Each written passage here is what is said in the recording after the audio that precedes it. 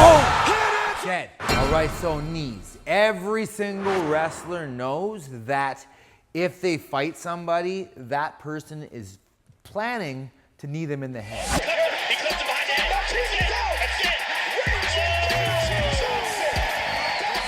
Since like 2002 when I started, everybody has always been planning to knee wrestlers in the head when they don't know how to wrestle. It can work. It can work. We just need to know when to do it and how to do it. And also the body is a solid target, even against a wrestler with a knee. All right, so first thing we're gonna see is we're gonna see the step up knee, okay, which is just a standing knee. It's an outside knee. Now, I'm planting one leg, I'm rising up off of it, driving off of that back toe, and my knee is gonna come up and out, like that. Now, I don't want it to go like this. I wanna try to put that hip and shoulder into the front, okay, and I'm gonna cork that knee right at the last second, just like I cork my cross right at the last second. Bang! Like that, making it super pointy. Now the body is done like this, boom, boom. But the head, yeah. The head we have to spike more, okay? So instead of keeping your femur like this, we're gonna turn it up like this, okay? But we don't wanna land like that. We wanna land like that, okay? With the knuckle of the knee.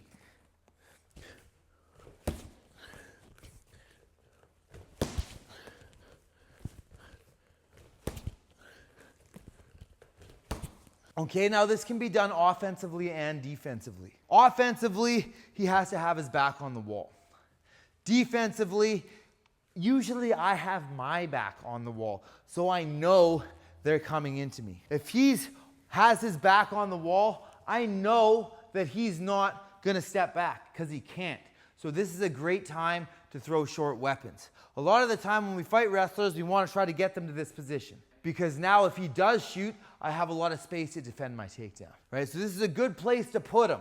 This is somewhat of a dangerous weapon to use, but high risk, high reward. I'm just going to give him some sort of distraction. I, a lot of times, will fake my lead leg teep to cover some distance.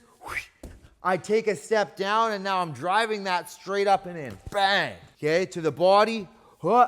Bang! Okay, you can see I'm loading my hip up. I'm not doing this. Okay, my hip is loaded up. Boom, I step down and now I explode from here. Boom, driving in and turning that knee. Okay, now if this is gonna go to the head, same thing, we're just gonna spike it. Okay, so I'm going fake, right? Hip goes back, leg comes up, fake. I step down and now I'm driving up from here.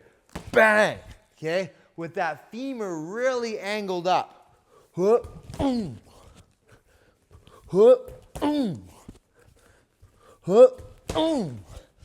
in order for this to land, either the guy is really short or he's bringing his head down. He's bringing his energy down. He's trying to throw a loopy shot like that, or he's trying to shoot. Any of the above will work. On a defensive action, I've been trying to get off the wall. This is never my go-to. I'm never like, I'm gonna put my back against the fence and then knee him in the head when he tries to get me. It's a bad idea. But if my back ends up against the fence, I try to get out to the left or to the right. I try to get out to the left. I can't get out this way. I can't get out that way. I'm like, okay, you've been coming at me. You're gonna keep coming at me. You're gonna fall on the sword. Okay, I put the sword out, they fall on it. Same thing. I load my weight on my back foot. I keep my eye level low. I don't want to start doing this, too dangerous for his takedown. I want to do this, okay? So he's really got to get down to come in with something, okay? And then as he does so, I'm driving off of that leg again, okay? And I'm spiking that knee in, either boom to the body, okay? Or boom to the face, coming really high up. Bang! But it's done not from here or here, it's done from here, where your head is over top of that knee. If I was in a right-handed stance, it would be like this. My head is over top of that knee. Bang! Bang! bang, bang. Standing or step up knee, the flying knee or jumping knee. This is really useful because our head is above most of the punches, right? The person's overhand doesn't usually land because I'm jumping up in the air when I do it.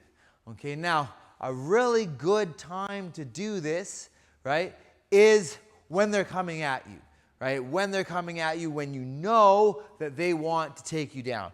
Now, that's usually a pattern that you've seen over a few minutes or a few rounds. Hopefully a few rounds. A little better if you can get the timing after a few rounds, just because you really want to know they're coming in before you do this. It is somewhat risky, but again, risk to reward. In the very same style that we did for our standing or step up knee, our weight is loaded on that back leg, like so. As he comes in, I'm going to jump like that and do a 180. When I throw a knee regularly, okay, one leg is going to be down on the ground, one leg is going to be going up. Okay, but when I throw the flying knee, I find it really useful to pick my bottom heel, okay, up off the ground and pull it in. I feel like it keeps me more level, right? So I don't tilt back at all. Okay, now maybe that's wrong, but I don't know, Ong Bak did it, so sue me. All right, so I'm here, okay, I load my weight low. I see that he's coming forward, could be with a punch, could be with a takedown, and I'm gonna jump straight up. Boom! And you see, once I hit, I actually tip forward. Okay, now if that's happening to you on the pads, don't worry. The guy would die if you hit him like that. Okay, you see a guy hit a hard knee, they almost front flip over the guy. It can be super, super nasty. He's back a bit, he's coming in, bang! He's back, he's coming in, bang! Don't try to close the distance. They're closing the distance. If I try to close it too, we're gonna end up too close together. And you're gonna end up hitting with your thigh instead of your knee. Just like body or head, with the standing knee, when we go to the head, we really want to spike that. Spike it up, drive the hip forward. If we're going to the body, it's going to be more lateral. Okay, but I'm still driving that hip forward and opening my hips. Okay, you don't want your knee to do this. You want it to do that or that. So keep those hips open and try to take your back hip and shoulder and point them at your opponent. Bang! Okay, so you land in that second stance. The scissor knee. Okay, so we've seen a few people do this. Fight hasn't started yet. They're sitting on the ropes or on the cage. Bell goes ding. They sprint across the cage and flying scissor knee the guy in the head. Really, really useful because we can cover a lot of ground with it and it's like a surprise attack.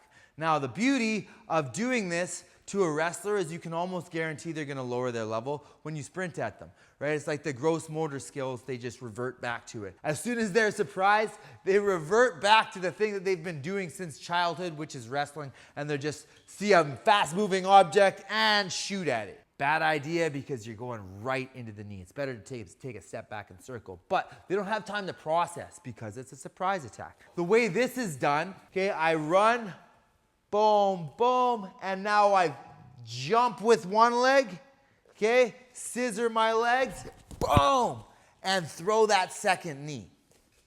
You can do it with either leg. Bang!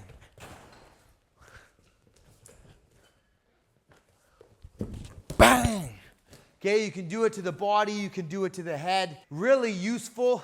And it's not as much up, like my jumping knee is kind of straight up.